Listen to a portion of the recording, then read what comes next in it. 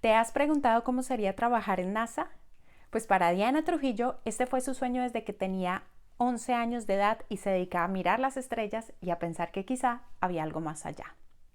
Nació y creció en Cali, Colombia, pero emigró a los Estados Unidos a los 17 años, con solo $300 y sin saber hablar inglés.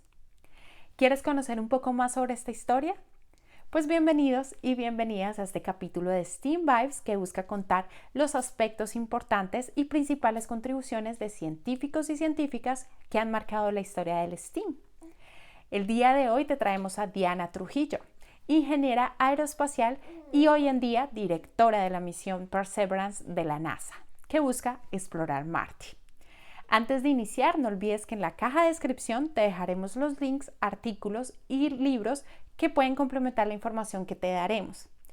Además, encontrarás el formato para colorear de Diana Trujillo para que así puedas iniciar una historia cargada de ciencia, ingeniería y arte. Mi nombre es Andrea Lopera. Bienvenidos y bienvenidas.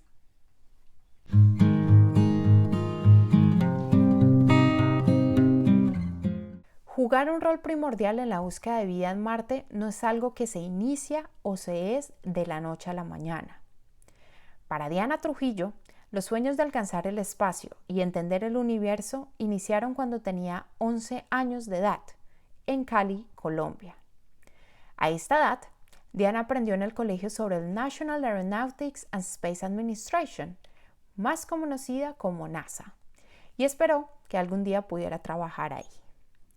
De pequeña, le gustaba intentar encontrar la respuesta al por qué las cosas funcionaban de cierta forma. Por ejemplo, le gustaba nadar, bailar y montar patineta. Cuando nadaba o bailaba, ella ponía atención a cómo su cuerpo se movía.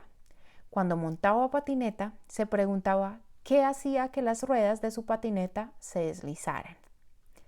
Después del colegio, Diana iba a la tienda de su abuelo y como no había registradora, solían realizar competiciones sobre quién sumaría los precios de las cosas que se vendían más rápido.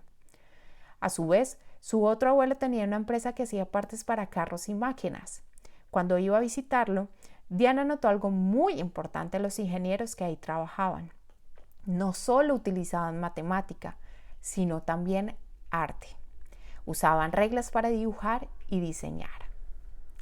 A los 17 años sus padres se divorciaron. Entonces decidió ir a vivir a los Estados Unidos, a donde llegó con solo $300 y sin hablar inglés.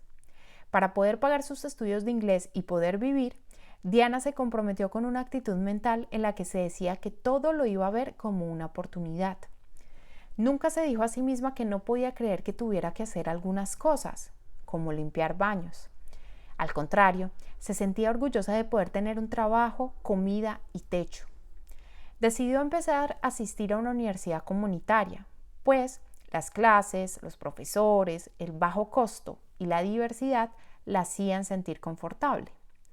Sin embargo, sus motivaciones evolucionarían como estudiante universitaria en la Universidad de Florida, en donde, recuerda Diana, no tenía idea de en qué quería especializarse. Cuando llegó a donde el decano a declarar su especialidad, vio una revista con mujeres astronautas, un transbordador espacial y la Tierra. Y fue entonces cuando eligió la ingeniería aeroespacial como su carrera. Además, mientras hacía la fila, se fijó que no había personas que hablaran español y que ella era una de las pocas mujeres. Diana siguió estudiando y se transfirió a la Universidad de Maryland, en donde logró entrar a la academia en el Centro de Vuelo Espacial Goddard de NASA.